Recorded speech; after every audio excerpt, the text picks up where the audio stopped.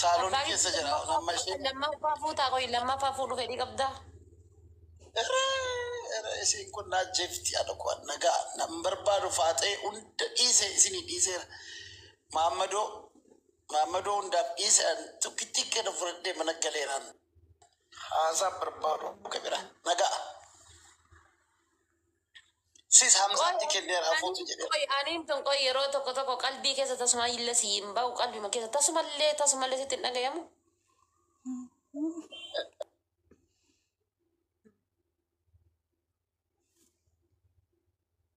Waa kee fuutee geessitee kaayirootti hamsaatti kennitu wayi fuula koo fuulatti si dhufeen.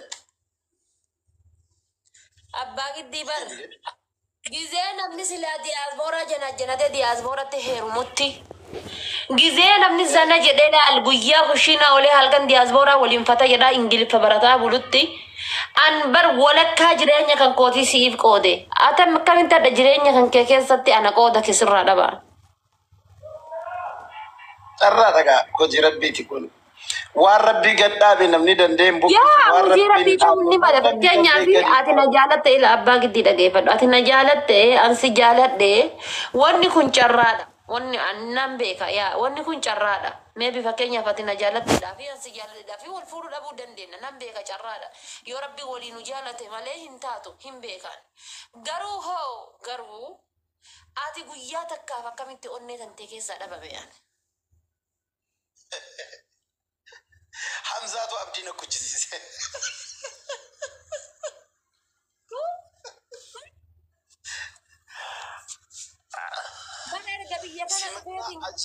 Simannaa ajaa'ibaa si godhe eerpoortii irraa minxaafa diimaa asii meetira 20 meetira 30 ta'u si hafe irratti akkas gaafa jedhaa deemtu. Abbaa giddii. Waan si mul'adhe guyyaa sana. Duruma onnee isii keessaa hin qabu jedhiiti. Uummata kanaaf himi malee ati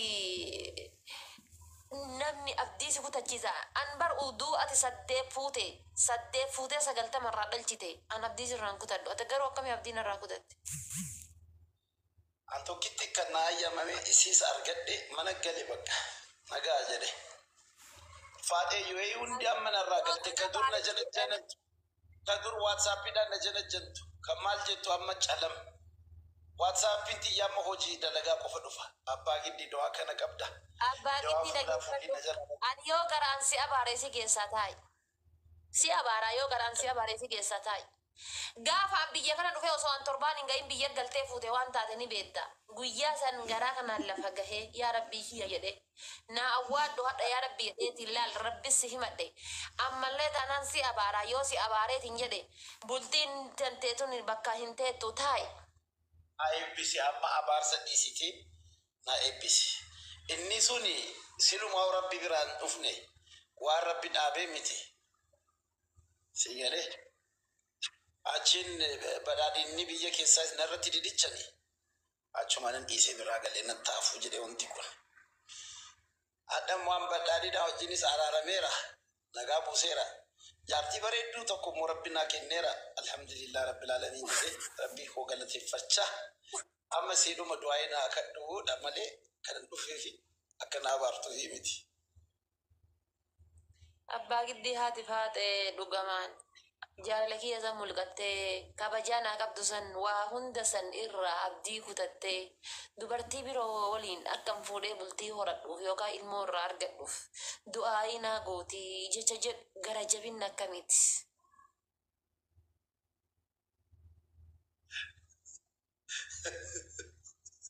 Isuma dhugaa gara jabinna. Bismillah doai kucu da mali ati ilmu ke na kimi ergem fi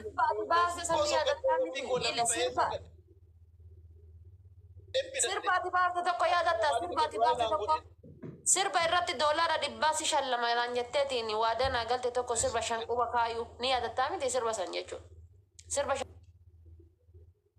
quba kaayuu san ni yaadatta sa.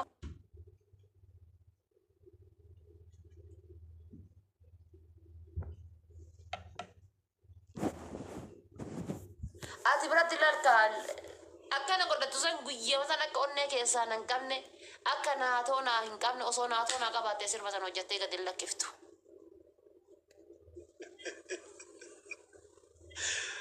Garuu ammoo obboleessa kiyya nagani. Si'ii miti obboleessa kiyya Nasree Aanoleetiin nagani. Isan nagani. Na dhiisi abbaa giddii. Abbaa giddii natti dhiisi. Gara takka hin dhaqu. Atummaan bichaan abdiin kutatiin. Atummaan bichaan dhiira tokko waliin waadaa hin galin osoo naan jedhu. Ati sadarkaa amma irra jirtu kanarra gahu. Waadaa galtee bahaara meeqa qaxxaamurtee Dubaay irra dabarfattee Kaayiroo galte.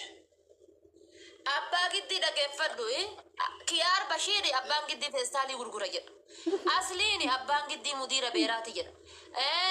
Mubaarak Musammaadha abbaan giddii faayidaa takka hin qabu jedha. Hundi isaanii maqaa garaagaraatiin si waaman. An maal murteessa sa'aatii sanitti anaayee Dubaay yootti dhaqe. Silaayyuu hojiin biraan jiru inni dirqama hojii kana hojjeta. Furmaanni kiyya maali? Kaayiroo dhaqee Kaayiroo irraan gara Kanaadaatti uttaalee isa kana achi fidachuun qaba. Ka jedhuuni ruuza kiyya laal kataa'eetii yaada malee nyaadhu. Lukkuu yaada malee madaami mana bittee fiddee nyaadhu. Shukkurtiidhaaf ka guyyaa takka yaanne, timaatiif ka guyyaa takka yaanne, kiraa manaatiif ka guyyaa takka yaanne, kana hunda laal maal abbaa isaati isa naa caale jedhee lafa gadi jissee biyya tana dhufee jechuudha. Biyya sadaqaa tana dhufee ka'e. Awwaara tana ka'ee dhufee jechuudha. Hamzaa naa caale jette. Never takka hagatti tana jedhu. Onneeti yoo ati onnee keessa jiraatte malee. Hamzaa mormaa jirti dhagaa hundi keessan namni 700 Wallee sa'aatii sanitti tanka kadha abbaatitti yoo si taate malee dhiirri tokko onnee tiyya keessa hin jiru. Yoo si taate malee jechuudha. Amanta. Yoo si taate malee sa'a sanitti dhiirri tokko onnee tiyya keessa hin jiru. Ergaati biyya galtee jilaal bilisiginnaa irraa tana fuutee. Ergati biyya galteetiin bilisiginnaa irraa tana fuutee. Abdii kutadhe yaani. Garuu sanis abdiin kutanne taa'ee laal. Yaa rabbii kiyyatiin argita hixaana kiyya arfadhee buna kiyya danfifadhee yaa rabbii kiyya hin dhageetta.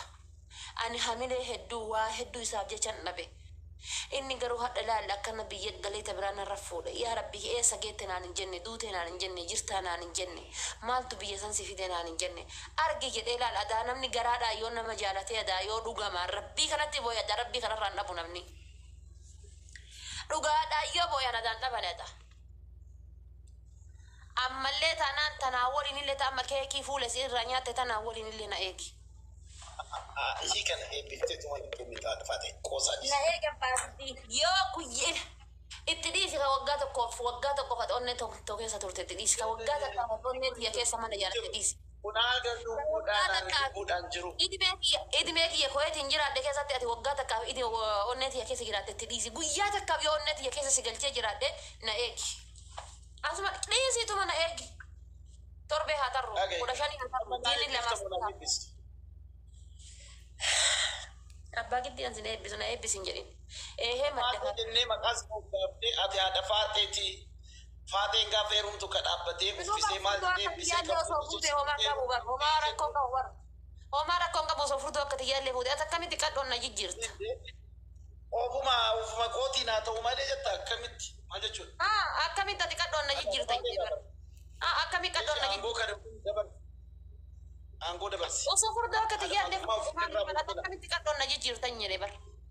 Amma faateetu komisii sirraa qabdisi kasisaa jirti bara. Ati akkamitti furdoon na jijjiirtan jedhe qadhoon na jijjiirta. Osoo furdoo akka tiyyaatti sanarra jaalatte homaa miti. Osoo burtukaan akka tiyyaatti sanarra jaalatte homaa miti. Amma tideenga keekii akkasitti dibdee laal irraa nyaachuu dadhabde. Osoo fuula kiyya kanarra laal keekii hanga fedhe laal kiiloo tokko sanarra keetti narraa nyaatta laal. Argite qadhoo sammee maaluma osoo jettu indeet jedhaa bar indeet.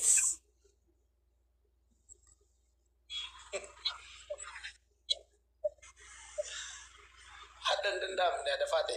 Tasgabba'i miira keessaa ba'e dhugaa dubbachuudhaaf miira keessaa ba'e. Wallaahi miira keessaa ba'e abbaa giddii. Waan ati na gootetu miira keessaa baasa mootu.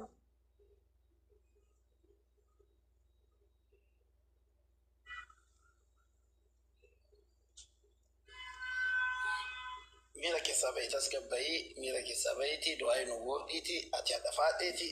Faateen kan kee heerumtee jirti abbaa giddiitti heerumte qaxaleen kun. Kana jedhaan du'aa nu godhi. dhugamaan jiraartaa garuu du'aa biyya fagoo jirta abbaan akka hamaan hin tuqne du'aa gootee fi dhugamaan jiraartaati jiraadhu yaa tubo way qoosaa jira taa'e abbaa giddii taa'e dhiisi si cubbisaa dhiisi isaan as keessa jira taa'e abbaan fedhe ammaan osoo jibar osoo rileeshinii wayii isaa waliin qabaadheeti sokira kon qabu osoo rileeshinii wayii isaa waliin qabaadheeti bultiin na diiggama jedha anuu nan sodaadha rileeshinii dhiira takka wajjin hin qabu sa'aatii amma jiru kana keessatti takka mee dhiirri tokko haadha faata rileeshinii waliin qabne jettuun bahi footu amma hadda gabbadhontaniiti yookiin dubbii walii barbaaddanii rabshaa gootee manaa baatee jennaan akka haaraatti akka waa tokko hin beeku jetta kan kaleessa waliin dabarsitan maal yaadda bannaatis maaliif akkana wal galuun kun oromoon maaliif akkas wal galu yoo ansi cubbisinii rabbi takaleessa nyaadhe nan deebisi yookaan wala gara yaa rabbi kanaa dhibsa hin nagay jedhi akka nama daa'ima waggaa 18 yookaan immoo akka dhiira ani bar waggaa 60 ta'e umriin kiyya waggaa 60 abdii guddaa qaba wallahi lazim umriin kiyya 60 abdii guddaa qaba miknaatum haadha faate naamani anaa duuf sakandii sadi naafte narra gajjettee oti nagaafattee ijoollee manni ol qabdee qaama keenaatu isibte ilma tokko sirraa qaba okay ilma tokko sirraa qaba ati garuu waggaa 45 yoo geette osoo dargaggeessa waggaa 8 teerumte daa'ima waggaa 8 teerumte ilma argattu kanatti yaadi kana qofatti yaadini nama arrabsuuf hin deemin ijoollee si madaale si wajjin deemne tusura kanuma arrabsu maqaa arsooma kanuma fitti qabu ati warra gaarii hin qabdu moo akkuma intala jettisanii warri kee waa daggamsiisu waa walitti naquu waa kaan gochuu waan akkasii dalaga yoo warri kee waan akkasii dalaga itti fufii arrabsi ati garuu dubartiidha yoo warri kee warra kabaja qabu yoo warri kee warra gaarii ta'e dhiisi ijoollee wajjin deemini ati feemasiidha dhiisi ambaroonni qabamaa fuudha na dhoogge maqaa namni miidiyaa kanatti na beeku kanaan dullatti abbaa argee tapha argite tiktaak irraa iyyaa ooftu abbaan arge ijaazaa buusee taphattafaa ol gaafan fuudhe akka mucaa biyya kana jira maraachisan kanatti na maraachisan jedhee sodaadhe dhiise malee fuudha barbaadaa bara halaala aqqafee ciisu barbaadaa wallahi lazim jaartii halaala odooma fakkeenyaafanii si fuudhe mucaa obboleessaa tokko immoo si fuudhe okay injiraa miti taasisa kubbe zira kotu onna tanagotu rabbina gotu zaati wa istirta okay injiraa miti namni ati takkittima ani si fuudhu finoni feemasin kun tokko ana namnu ndi waan na beekuf tagara la fonta fuudhe hada fate tebelo kasu resani takkan taisha yo feemasin tayo ni si fuudhe mo taisha fuudhe namni sabe kun jiru namni feemasi rakkataadha ati feemasi maatu jole siisiise warra gaarii yoo qabaatte adaba qabattee taa'uu qabda ture okay anaa dhiiraa kana maatiin kiyya jechuun anaa dhiiraa kana haati tiyya waan isin naan jette anaaf rabbi beeka silaafuu isin biratti hunduu soba waan isin naan jette kan ijoollee rabsu anaa dhiiraa ati yoo dubartii taate maal buna jirqittoofta intala sun si jammara bakka ana intala san jechuudha amma osoo danda'ame Asha jedha san jechuudha osoo danda'ame biyyuma san keessatti qaama seeraa dubbisanii kontiraata mana kaan yoo baate kaan itti akka tartu dhiirumaan okkoon hin agarre miknaatum afaan hin deetti gaaf deettu hudduun hin deettu dakanaan hin deettu jechuudha jettiin sun afaan hin deetti odoo iyyitu afaan eegas bal'ata afaan isii qaama saala isii caalaa bal'ata odoo iyyitu afaan hin deetti silazii dubartiin gaafa afaan hin deetti rakkoodha waan biroo fiddi sababa kanaaf intala san silaa dhiirumatti hin kaleessan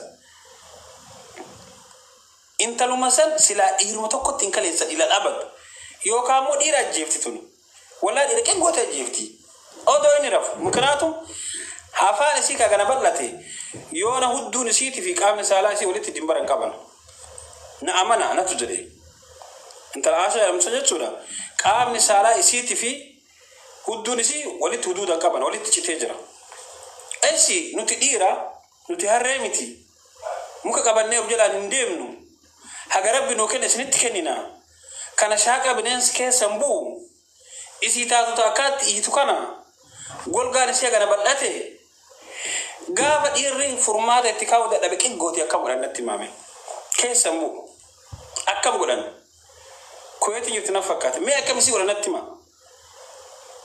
dhugaa rabbi mee akkam isii godhan wanni isii godhan maanni mee ija isiiti haqa nama fakkeenyaaf yoo ifaa dhaamsu bineensa harkaa kufa okay yoo ifaa qabsiisu osoo niitii dhiyeetaate ija kana godhata awwaan hudhu duratti fakkaatti sodaata akkana godhadha fedhii isii baasuu hin danda'u nama fakkeenyaaf dubartiin ija gurgurtattu hin jirti okay sababa kanaafin azirti azraatu sababa kanaafin osoo ilmi namaa kun xiqqishumisi injiraamiti namni muudin osoo deeme muudii ufiitin osoo deeme bareeda oluma ka'anii miidiyaa karaa xixixixi jechuun gaarii miti garuu immoo isin wal arabsitanis wal cabsitanis waan feetan wal gootanis jechuun osoo xiqqishu isii maqaa arsoomaa kana xiqqishu kabajetti gootanii isillee taananiin ta'uun Baangaalii, Paakistaanii, Hindii, Masrii, Suudaanii eenyu fi eenyu dhidhiitee quufee lafa kaa'e dhugaa isinitti jechuudha kan hundi isii quufee lafa kaa'e gin hanziraa miti mee maqaa kutaa keessanii kana xiqqishu kabajatti laadhaame xiqqishu kabajatti laadhaa yoo teessanii jireenya isinitti hadhaa'e yoo akka jettiin baantu abdii jireenyaa kutattan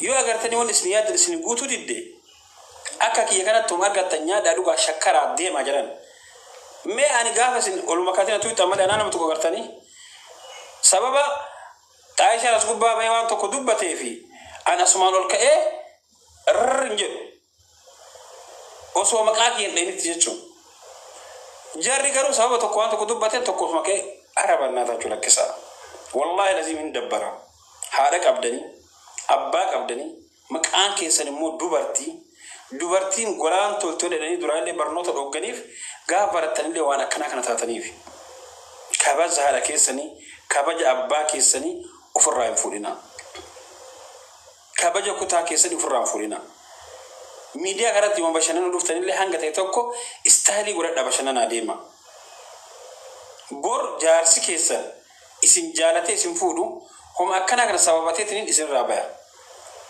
bor jaarsi keessan kabajaaf jaalala isinii qabu gaaf namni tokko gartee gabbee ta akkanaa san fuute minaamin jedheeni jaalala onni irraa isinii qabu san isinirraa hidhachuu danda'a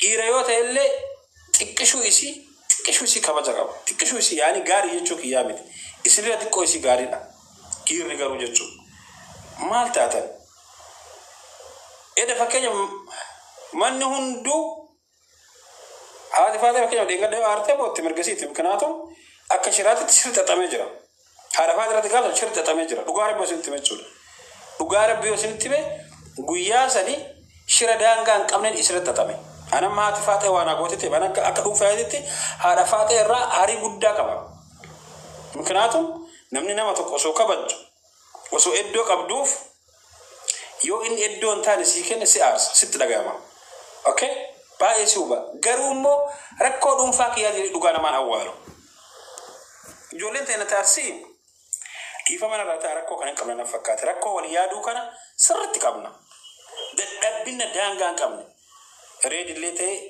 aslillee ta'e akka dhuunfatti waan baranii hin qaban garuu akka ijoollee kutaatitti garaa jalaa hafuu dadhabanii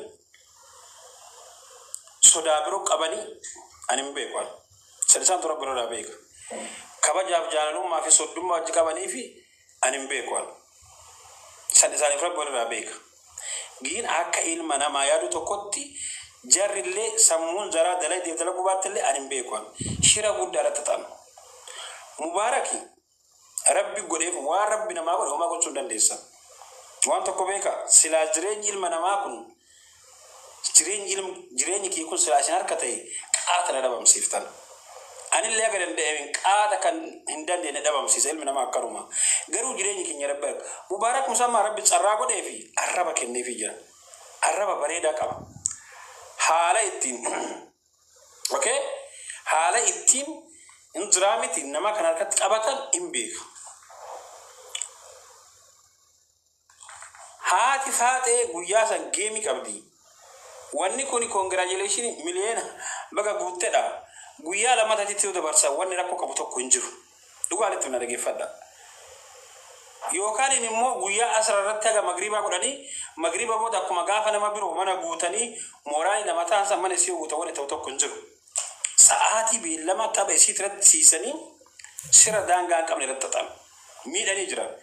Geemini wanni taphatamuuf kijiba namni Amaara Oromoo minaamin Tigree minaamin abbaatee kana wal sobuun hin jiru. Amtana shaaqaa baraabaa godha qeerroo barbaadatti mana isii dhaqi. Kana hoolaa deeman isii dhaqan dubartii gurri as ga'u isii jala taa'ee dhageeffatuu miti jechuun. TikTok isii akkana gadhee fincaawwan. Neezum biloos adeellam. Hoolaa akkanaa tana dhaqee isin dhageeffadhu. Antanniin tan yeroo hin qabu. Ati deemi jechuun namni sharafni achiin malu dhaqee achi. Sharafni kee achiin nama malu. Silezii haadha faatee miidhaan isaan gaafsa irra geessan tokko lamaa miti. Baay'ee guddaadha. Geemii kan taphannuuf amantanii dhiistanii birrii argachuu qofaafi. Rakkoo ta'e ittiin furuu qofaafi. Yoo biyyaa mana jarataa jiraanne mana ittiin xumurachuudha. Yoo biyya biroo deemaa jiraanne akka barbaannetti jechuudha. Okay? Akka barbaannetti waan kana ittiin deemnu ittiin fixachuuf. Yoo maatiin keenya rakkoo biyya keessaa qabaate dhoyfannee citii keenya keessatti dhoyfannee maatii warra keenyaas ittiin cufuuf. Yoo kiraa manaa waan nyaannu waan dhugnu dhabnee rakkanne gabbaanee isin kadhachuurra daddafnee siistamii sanbaatii lama sadii waan ta'e nufirraa cufuuf. Amana yella kijiba. Anis taphadhee abbaa fedhe taphatee birrii argachuu qofaaf taphanna.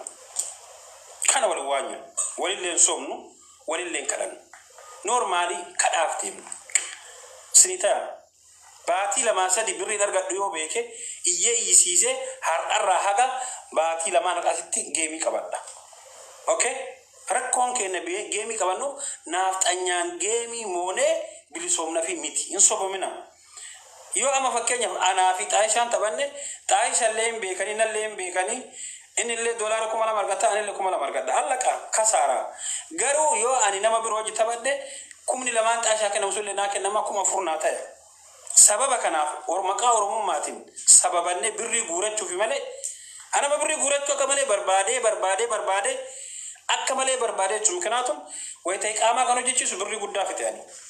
Askesan ijoolleen askesan qaqqaran tokko lama miti dhugaara bisitti maan birrii guddaa fite laayisensii baafadhee rakkadhee Mubaarak Musammaati fi eenyu maqaan isaa kana asli keessatti madde wallaan dhugaa isinitti maan kijiba jala kijibtu kana miti rakkadhee jechuudha laayisensii baafadhee miidiyaa maqaa irraa galuu barbaade mikinaatu makiina gaaf qabadhee samarran baay'een na beeka akka birrii namaantu hin beekanii okay ijoolleen baay'ee waan barbaadu hundanirraan godhattee abdii qaba tiktaayii kan dhiisuu barbaade itti bilbilee asliin Abo arsiidhaatiin kuni geemii na taphachiisi laayisansii barbaachuu barbaada nama baay'ee beektaa beellama naa qabsiidhe na dide. Hin beekan karamni kan akka hin guddanne hin beekan hisdi. Mubaarak Musammaa kam arrabse kana isin jalaa bayuuf isin jalaa galuuf ijuma keessan jalaa akkana goruuf dadhabee bara ija keessan kana koomantii keessan kana dadhabee wallaahi lazim. Okay? Mubaarak Musammaa dhiifama gaafadhe aboo ati nama baay'ee beektaa laayisansii baafachuu barbaade birrii biyya kana ana gabaase waan beekuuf hin beektan nama mukaalafaa keessa waggaa 3 ol ture okay birrii kafalee ID fudhadaleessiise ammallee laayisansii baasuuf haga birrii 7,000 na gaafata birrii 7,000 jechuun biyya kanatti immoo waggaa tokko si gaafata okay dhiifama narraa ta'e laayisansii baafachuu barbaada sadaqaa ta'e san nama baay'ee beektaa guyyaadhaa qabee na dide hin beekan kan namni jechuun gara guddinaatti hin beekani.